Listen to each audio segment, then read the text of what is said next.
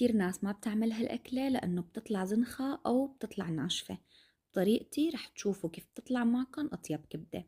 هاي الطريقة تعلمتها من أمي. منحمي المقلاية كتير كتير، منحميها لحتى نصدم الكبدة وما تطلع المي اللي جواتها.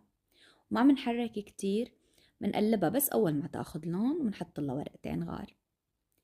الإضافات على الكبدة مثل ما بتحبوا. أنا بحط بصل، فينكم تحطوا بصل جوانح أو مربعات، وفينكم تحطوا توم، وفينكم تعملوها بزيت أو بسمنة. وحطيت فلفل ألوان أصفر وأحمر وأخضر. شو بتطلع كبدة غير شكل. بالنسبة للتوابل أنا بس بحط ملح وفلفل أسود.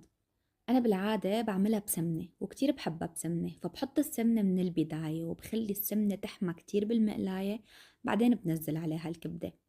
بس هالمرة لأنه حابة أجربها بزيت الزيتون، حطيت الزيت بعدين حتى ما ينحرق معي زيت الزيتون. بتعرفوا أنتو زيت الزيتون كتير حساس. وبصراحة طلعت طيبة، بس أنا لساتني بفضلها بسمنة أكتر. جربوها بطريقتي وتمتعوا بأطيب طعمة، ولا تنسوا لي اللايك للفيديو.